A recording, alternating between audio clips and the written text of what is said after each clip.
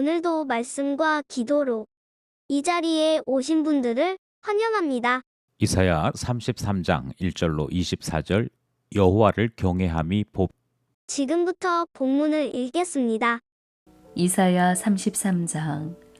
너 학대를 당하지 아니하고도 학대하며 속이고도 속임을 당하지 아니하는 자여 화 있을진저. 내가 학대하기를 그치면 내가 학대를 당할 것이며 내가 속이기를 그치면 사람이 너를 속이리라. 여호와여, 우리에게 은혜를 베푸소서. 우리가 주를 앙망하오니 주는 아침마다 우리의 팔이 되시며 환난 때에 우리의 구원이 되소서. 요란한 소리로 말미암아 민족들이 도망하며 주께서 일어나심으로 말미암아 나라들이 흩어졌나이다.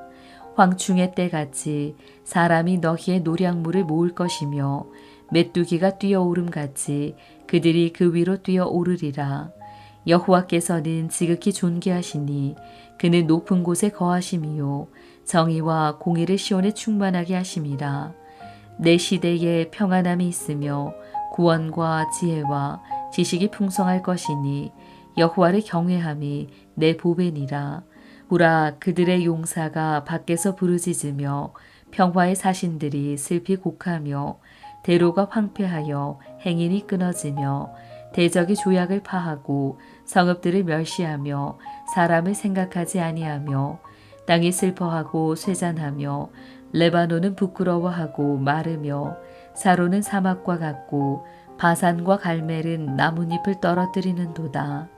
여호와께서 이르시되 내가 이제 일어나며 내가 이제 나를 높이며 내가 이제 지극히 높아지리니 너희가 결을 잉태하고 짚을 해산할 것이며 너희의 호흡은 불이 되어 너희를 삼킬 것이며 민족들은 불에 굽는 횃돌 같겠고 잘라서 불에 사르는 가시나무 같으리로다.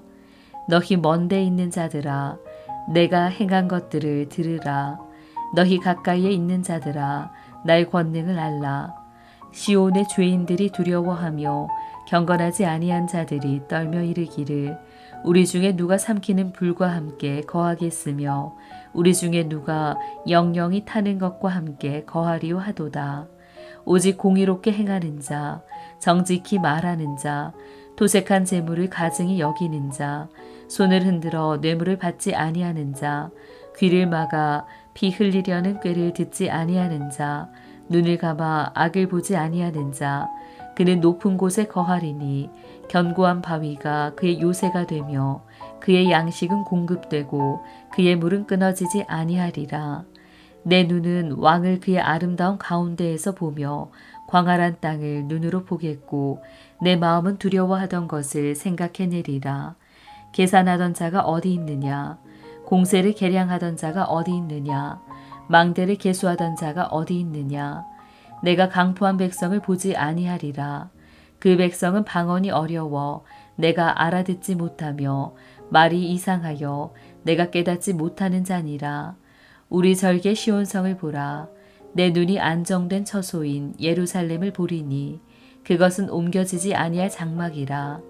그 말뚝이 영영이 뽑히지 아니할 것이요 그 줄이 하나도 끊어지지 아니할 것이며 여호와는 거기에 위엄 중에 우리와 함께 계시리니 그곳에는 여러 강과 큰 호수가 있으나 노젓는 배나 큰 배가 통행하지 못하리라.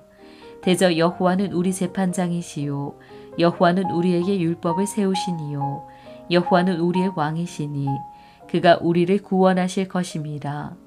내 돛대줄이 풀렸으니 돛대의 밑을 튼튼히 하지 못하였고 돛을 달지 못하였느니라.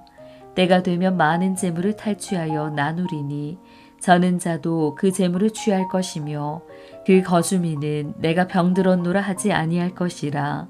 거기에 사는 백성이 사죄함을 받으리라. 본문 해석입니다. 이사야 35장까지의 내용은 열방에 대한 심판 말씀입니다. 그러니 당연히 오늘 본문도 열방에 대한 심판 말씀이고 그 심판의 대상은 아수르입니다. 아수르는 히스기야 왕 때 예루살렘을 공격하기도 했습니다. 하지만 33장은 시온 성에 초점을 맞추어 우리에게 말씀합니다. 왜냐하면 아수르에 대한 공포가 너무 커서 하나님께서 시온의 주인이심을 예루살렘 사람들이 잊었기 때문입니다. 이에 하나님께서 직접 왕이 되셔서 시온을 회복시키실 것을 선지자를 통해 말씀하시지요. 본문을 살펴보겠습니다. 첫 번째 문단은 1절, 7절로부터 9절 말씀입니다. 적이 대단해 보이다. 1절은 아수르에 대한 여러 별칭으로 시작됩니다. 파괴당한 적이 없는 파괴자, 배신당한 적이 없는 배반자라 그렇게 부르시지요. 하나님은 아수르를 그렇게 부르시고 바로 심판을 선포하십니다. 파괴당할 것이고 배반당할 것이라. 그것이 하나님께서 말씀하시는 심판의 내용입니다. 7절에서부터 9절 말씀에는 아수르에 대한 또 다른 말씀이 전해집니다. 잔혹하기 그지없는 아수르인들이 울게 됩니다. 비통해하며 다른 나라들에 대해 갑이 아닌 을의 입장에서 그들의 비참함을 드러내는 말씀이 등장하죠. 레바논의 산들, 샤론, 바산, 갈멜의 숲 등 아수르가 정복했던 모든 정복지가 황량해질 것까지 말씀하십니다. 이 말씀은 결국 대단해 보이던 아수르가 마침내 비참해질 것을 예고하시는 말씀이 되는 것이지요. 여기까지 첫 번째 문단입니다. 둘째 문단은 2절로부터 6절, 10절로부터 13절 말씀입니다. 여호와께 은혜를 구하다. 2절로부터 6절은 기도문입니다. 선지자가 기도한 것으로 보이는데요. 이 이후에 등장하는 이사야서 본문에 히스기야의 기도가 나타납니다. 그때 히스기야의 기도와 맥을 같이 하는 내용입니다. 먼저 하나님의 자비로움을 간구합니다. 다음으로 하나님만이 이 전쟁을 가장 드라마틱하게 끝낼 수 있음을 고백하지요. 본문에 있는 표현을 그대로 옮기자면 자기 백성에게 환난 때에 큰 구원이 되시는 분이 하나님이시고 민족들을 떨게 하시고 지혜와 지식이 풍성하시며 자기 백성을 위해 일어나 적들을 흩으시는 분이 하나님 그렇게 고백합니다. 아무리 대단한 아수르라 할지라도 하나님 앞에서는 한낱 불 앞에 가시나무 같은 존재일 뿐이다 라는 고백도 하지요. 마지막으로 이 기도는 이 전쟁의 승리가 시온의 승리가 될 것이라 그렇게 고백하는 내용이 등장합니다. 곧 시온의 왕이 정의롭고 공의로운 분인 것을 나타내는 승리가 될 것이라 외치는 것인데요. 무엇보다도 시온의 가장 귀한 보배는 하나님임을 드러내는 것이고 시온 백성의 최고의 행동은 바로 그 하나님을 경외하는 것, 가장 소중한 것임을 노래하지요.